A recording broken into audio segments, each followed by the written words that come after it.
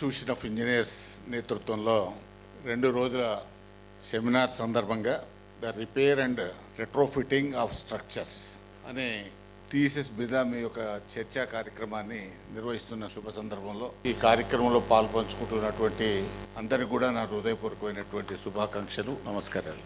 Subject విషయంలో ఎందుకంటే నేను ఐఎమ్ నాట్ ఏ ఇంజనీర్, కానీ ప్రాక్టికల్గా చూస్తున్నటువంటి సందర్భంలో మన ముందున్నటువంటి ప్రధానమైనటువంటి సమస్య.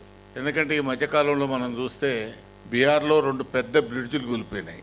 అదేవిధంగా మన దగ్గర మేడిగడ్డ వీటి విషయంలో కూడా సాంకేతికపరమైనటువంటి ఇబ్బందుల లేకపోతే కాంట్రాక్టర్ యొక్క ఇబ్బందుల దానిలో ఏదో ఇంకా నిర్ధారించాల్సినటువంటి అవసరం. దానికి రిపేర్ చేయొద్దా అనేది ఒక సంవత్సరం పాటు నడుస్తూ ఉంది. ఎట్టకేలకు రాష్ట్ర ప్రభుత్వం దాన్ని రిపేర్ చేయాలనేటువంటి ఒక నిర్ణయం తీసుకొని అటు సిడబ్ల్యూసి ఇంజనీర్లను, డ్యామ్ సేఫ్టీ అథారిటీకి సంబంధించినటువంటి వాళ్ళను కూడా అడ్వైజ్ తీసుకొని ముందుకు పోతాం. అదేవిధంగా ఈ మధ్యకాలంలో 2-3 సార్లు పేపర్లలో శ్రీశైలం డ్యామ్ ప్రమాదంలో ఉన్నది అని వస్తూ ఉంది. ఇప్పుడు డ్యామ్ ముందర పెద్ద గుయ్యబడ్డది, అది 200 ఫీట్లకు పైన, అంటే డ్యామ్ పునాదులతో సమానంగా ఉన్నదనేటువంటి విషయాన్ని మనం వివిధ ఆర్టికల్స్లో చూస్తాం. అటువంటి కారణాలు ఏంటి అనేటువంటిది ఒక ప్రధానమైనటువంటి అంశం. రెండవది, నేను 3 సార్లు పార్లమెంట్ సభ్యుని, రైల్వేకి సంబంధించిన దాంట్లో కూడా ఆర్యూబీస్ రైల్వే అండర్ పాస్లు కడతా ఉన్నారు. మీరు చూడండి, 90% ఆఫ్ రైల్వే అండర్ పాసెస్లో నీళ్లు నిలుస్తూ ఉన్నాయి. అవి ఎక్కడ కూడా ఉపయోగంలోకి రాకుండా పోతా ఉన్నాయి. వర్షాకాలం వచ్చిందంటే దాంట్లో నీళ్లు, కార్లు పోయినా, మోటార్ సైకిల్ పోయినా, బస్సులు పోయినా దాంట్లో ఆగవలసినటువంటి పరిస్థితి.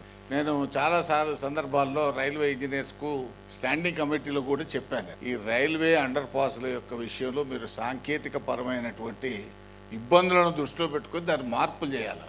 ఎందుకంటే ఇటు సైడ్ ఎత్తుంటుంది, అటు సైడ్ ఎత్తుంటుంది, మధ్యలోనూ గుంత తీసి తాత్కాలికంగా పోవడానికి ఏర్పాట్లు చేస్తూ ఉన్నారు. కానీ పర్మనెంట్గా వర్షాకాలం వచ్చిందంటే 2-3 మంత్స్ మొత్తం నీళ్ళల్లోనే అండర్ పాస్లు ఉంటాయి. అట్లనే మన సిటీలలో కట్టే కొన్ని అండర్ పాస్ల్లో కూడా ఇబ్బందులు ఉన్నాయి. అది మున్సిపల్ సంబంధించి ఉండవచ్చు.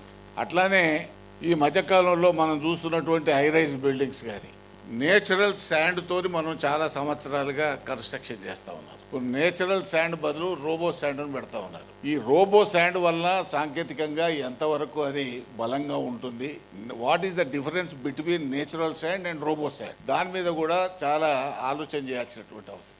తర్వాత 2 పై అంతస్తులు పోతూ ఉంటే మీరు కిందికి వెళ్ళి పంపింగ్ చేస్తూ ఉన్నారు. ఈ పంపింగ్ వల్ల ఏమవుతుంది, ఏ థిక్నెస్ కాంక్రీట్ అయితే ఉండాలో ఆ థిక్నెస్ కాంక్రీట్ ఉండట్లేదు. దానివల్ల ఎంతవరకు నష్టం జరగబోతుంది, దానివల్ల ఎంతవరకు దాని యొక్క స్ట్రెంగ్త్ ఉంటుంది అనేది ఒక ప్రధానమైనటువంటి క్వశ్చన్ మార్క్. కాబట్టి ఇవన్నీ మేము ప్రాక్టికల్గా చూసేటువంటివి, మాకు ఉన్నటువంటి అనుమానాలను మాత్రమే నేను మీ దృష్టికి తెస్తా ఉన్నాను. ఎందుకంటే ఇంతకుముందు వారు బాబు గారు మాట్లాడినప్పుడు చాలా విషయాలు చెప్పినారు. కోనార్కు పోండి మీరు, లేకపోతే అయోధ్య. నేను మొన్న అయోధ్య కూడా వెళ్ళాను. అయోధ్యలో ఎక్కడ కూడా ఇంత శాండ్ వాడకుండా, ఇంత సిమెంట్ వాడకుండా స్ట్రక్చర్ కట్టారు. దాని యొక్క లైఫ్ 1000 years అని చెప్తా ఉన్నారు. మరి అంత పరిజ్ఞానం, అంత సాంకేతికత ఉన్న సందర్భాల్లో మన బ్రిడ్జిలు ఎందుకు కూలిపోతున్నాయి, మన డ్యాములు ఎందుకు నెర్రలు వస్తున్నాయి, ఆర్యూబీస్ ఎందుకు నీళ్ళలో నిండుతూ ఉన్నాయి, వీటి మీద బాగా ఆలోచన చేయాల్సినటువంటి అవసరం. ప్రస్తుతం మేము చూస్తున్నటువంటి ఇరిగేషన్ కావచ్చు, పంచాయతీరాజ్ కావచ్చు, R&B కావచ్చు, ఇవి మేజర్గా పబ్లిక్తో సంబంధం ఉండేటువంటి శాఖలు. వీళ్ళు కట్టేటువంటి దాంట్లో క్వాలిటీ కంట్రోల్ సరి అయినటువంటి పద్ధతుల్లో చూస్తలేరనేటువంటి కూడా ఒక అనుమానం ఉంది. ఒక కాంక్రీట్ రోడ్ వేస్తే, సిమెంట్ రోడ్ వేస్తే 6 నెలలకే మొత్తం లేచిపోయేటువంటి పరిస్థితి. అదేవిధంగా R&B కానీ పంచాయతీరాజ్లో కానీ మీరు రోడ్లు, బీటీ రోడ్లు వేస్తున్నప్పుడు ప్రాపర్గా క్లీనింగ్ లేకుండా, దానికి పాతదాన్ని మంచిగా తోమకుండా మీరు ఉన్నదాని మీద వేస్తే ఈ లేయర్ లేచిపోయేటువంటి పరిస్థితి. ఇవన్నీ సాంకేతికంగా ఉన్నటువంటి ఇబ్బందులు. వీటిని మనము మన చేతిలో ఉన్నటువంటి వాటిని మనం ప్రాపర్గా కనుక చేసి ఉన్నట్టయితే దాని యొక్క క్వాలిటీ ఉంటుంది, దాని లైఫ్ స్ట్రెంగ్త్ ఎక్కువగా ఉంటుంది. కాబట్టి వాటిని మనం ఏ విధంగా చేయాలనేటువంటిది ఒకటి. రెండోది, మీరు 2 రోజులు సెమినార్ పెట్టారు, చాలా సంతోషం. ఫ్యూచర్లో అయిపోయేటువంటి రీసెర్చ్ స్కాలర్స్ ఉన్నారు, ఎంటెక్ స్టూడెంట్స్ ఉన్నారు, అది ఓకే. కానీ ప్రస్తుతం ఎవరైతే పనిచేస్తూ ఉన్నారో వాళ్ళకు ఉన్నటువంటి సాంకేతిక సమస్యలు మీరు తెలుసుకోవడంతో పాటు టెక్నాలజీలో వస్తున్నటువంటి మార్పులను మీరంతా రిటైర్ అయిన ఇంజనీర్లు ఎక్కువ మంది ఉన్నారు ఇక్కడ. మీరు ఏమైనా సలహాలు సూచనలు ఇవ్వడానికి మనకు వస్తారు. కానీ ప్రస్తుతం ప్రాక్టికల్ ఎవరైతే పనిచేస్తున్నారో వాళ్ళకు మీకున్నటువంటి ఎక్స్పీరియన్స్ వాళ్ళకి చెప్పాలి. కొన్ని విషయాలు మీకు కూడా తెలుసు. పుట్టంగడి దగ్గర మనం గ్రౌటింగ్ చేస్తూ ఉన్నాం, లీకేజ్ అవుతూ ఉంది. అందుకనే చాలా సందర్భాల్లో మనకున్నటువంటి అనుభవాన్ని మనం మానవ మాత్రం ఓసారి మనం ఎంత సాంకేతిక పరంగా చేసినా ఓసారి ఫెయిల్ కావచ్చు. కానీ వాటిని ఎట్లా రెక్టిఫై చేద్దాము, అటువంటిది భవిష్యత్తులో కాకుండా చూడాల్సిన దానికి ఏంటి అనేటువంటిది మనకు ముందున్నటువంటి క్వశ్చన్. ఇంత పెద్ద సాంకేతిక పరిజ్ఞానం ఒక్కొక్కరు ఇప్పుడు హైదరాబాద్లో చూస్తే 50 అంతస్తులు కడతా ఉన్నారు. బిల్డింగ్ మంచిగానే ఉంటుండొచ్చు, కానీ దానికి ప్రాపర్గా డ్రైనేజ్ సిస్టమ్ ఉండదు, ప్రాపర్ రోడ్ నెట్వర్క్ ఉండదు. నేను ఉదాహరణకు గచ్చిబౌలి టోల్గేట్ పక్కకు ఈ 3 బిల్డింగ్ల్లో 13,500 అపార్ట్మెంట్స్ ఉన్నాయి. ఈ 13,500 అపార్ట్మెంట్స్ వాళ్ళు కనుక ఒక్కొక్క కారు బయటికి వెళ్తే ఆ ట్రాఫిక్ ఎటు పోవాలా, ఎటు పోతుంది. అట్లనే ఇది లెఫ్ట్ సైడ్, రైట్ సైడ్ కూడా అదే పరిస్థితి ఉన్నది. అంటే నేను అనేది ఇవన్నిటికి కూడా మూల కారణం ఏంటంటే ఇంజనీర్లు, అది డిపార్ట్మెంట్లలో పనిచేసే వాళ్ళు కానీ, పర్మిషన్లు ఇచ్చేటువంటి వాళ్ళు కానీ, ప్లానింగ్ చేసేటువంటి వాళ్ళు కానీ, ప్రభుత్వాల దృష్టికి తీసుకొచ్చి ప్రభుత్వం నేను చెప్తాను ఇది ఇచ్చేవయా పర్మిషన్ అని, కానీ దీనివల్ల ఈ అనర్థాలు వస్తాయి, ఈ ఇబ్బందులు వస్తాయని చెప్పాల్సినటువంటి బాధ్యత అధికారుల మీద కూడా ఉన్నది.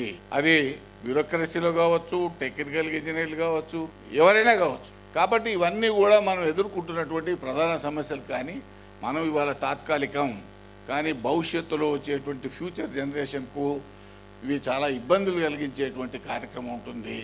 కాబట్టి మీ సెమినార్లో తప్పనిసరిగా ప్రజెంట్ పనిచేసేటువంటి వాళ్ళకు కూడా పెట్టండి. మేము కూడా ఈ మధ్యలో 2 సార్లు కొత్తగా ఎమ్మెల్యేలను ఎమ్మెల్సీలకు కూడా నేను ఓ ట్రైనింగ్ ప్రోగ్రాం పెట్టాము హెచ్ఆర్టీలో. కాబట్టి మీరు కూడా తప్పనిసరిగా ప్రజెంట్గా పనిచేసేటువంటి వాళ్ళను ఈ ట్రైనింగ్ ప్రోగ్రాంలో కనుక మీరు భాగస్వామ్యం చేస్తే తప్పనిసరిగా ఇంకా జయప్రదం అవుతుంటుంది. మన ముందు ఇంకా ఛాలెంజెస్ ఇంకా రాబోతున్నాయి. ఇప్పుడు ఆటోమొబైల్ రంగంలో పెద్ద ఎత్తున మరి మార్పులు చేర్పులు వచ్చినాయి.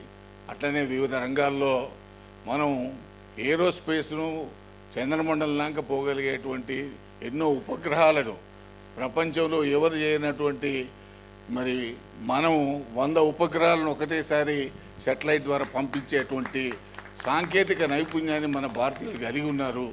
కాబట్టి అంత స్థాయిలో మనం ఉన్నప్పుడు ఈ చిన్న చిన్న సమస్యలను మనం రెక్టిఫై చేయకపోతే ప్రజల్లో ఇవే ఎక్కువ ఇంపాక్ట్ ఉంటాయి.